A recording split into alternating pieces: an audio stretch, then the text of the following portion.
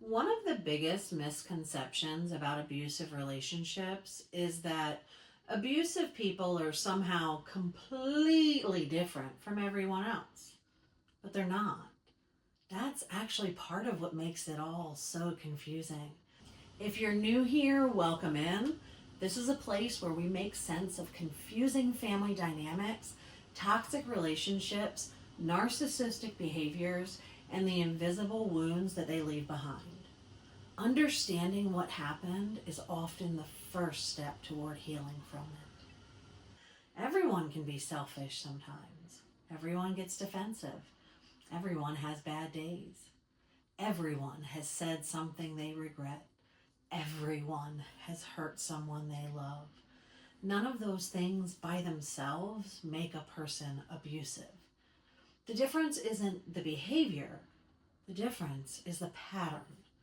Healthy people have moments of selfishness. Abusive people organize their relationships around their selfishness. Their needs come first. Their comfort comes first. Their image comes first.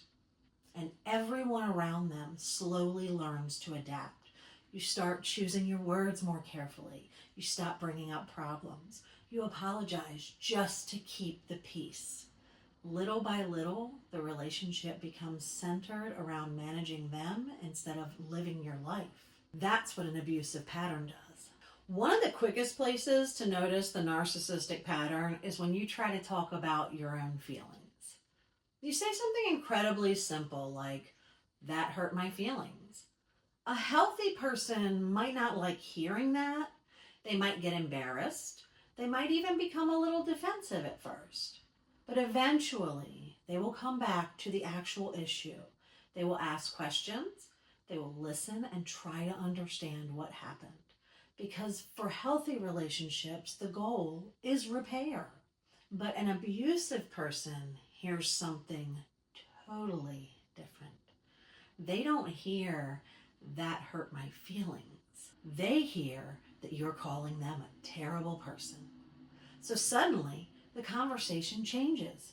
Instead of talking about your pain, now they're talking about your tone and how sensitive you are and how you're always looking for problems, that you're really being very unfair. And actually, they're the injured party now because you called them out. So your original concern disappears. Nothing gets repaired because to someone who experiences accountability as annihilation, every difficult conversation feels like an attack they have to survive. Not to understand, not to learn from, to survive. Everyone makes mistakes. Healthy relationships are not built on perfection, they are built on repair. When someone hurts you, they acknowledge it and apologize. Their behavior changes. That is accountability. Abusive people often learn the language of accountability without ever actually practicing accountability. They apologize just enough to reset access to you. They were sorry, stressed out, they've had a hard day. Their childhood really messed them up. And you know they didn't really mean it. And for a moment, everything feels hopeful. Maybe this time it'll be different. Maybe they finally understand.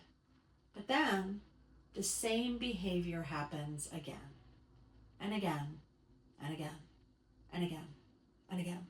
And eventually you realize that the apology wasn't there to create change. It was there to stop any consequences for them. Real accountability changes behavior. Performance buys more time. And one tactic you'll notice everywhere is justification. Every harmful behavior has an explanation. There's always a reason why they yelled or lied or cheated or invaded your privacy or controlled your friendships or criticized you or embarrassed you or ignored your boundaries. And somehow every explanation ends in the same place. They are the victim, and you are the problem. It's almost impressive how consistently responsibility gets redirected onto their victim. Their goal is never honesty. Their goal is escaping accountability.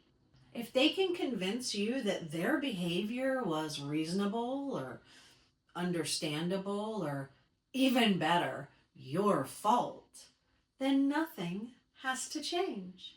This is also why sometimes people outside of abusive relationships become so confused. They focus on moments. But he was nice when I met him. But she bought you flowers. Abuse is not constant cruelty. If it were, no one would stay. Abusive relationships are confusing exactly because they contain kindness and laughter and affection and good memories and hope. And a lot of those moments are real, but they are not at all the whole picture. You don't measure abuse by isolated good moments. You measure it by recurring patterns. Who's always had the power? Who's walking on eggshells? Who feels responsible for everyone else's emotions? Who keeps shrinking themselves to make the relationship work? Who pays the emotional cost over and over again? Those are the questions that matter. Because patterns tell the truth even when individual moments try to lie. And if you're watching this and wondering, well, what if I'm just overreacting? I want you to stop looking for the perfect example. Stop trying to find the moment that proves everything. Instead, zoom out. Look at the last 6 months. Look at the last year. Look at however many years it's been. And ask yourself one question. Is this relationship helping me become more myself? Or someone I don't recognize anymore? Healthy love gives you more room to exist. Abusive relationships slowly convince you to disappear. And that is the pattern that matters most.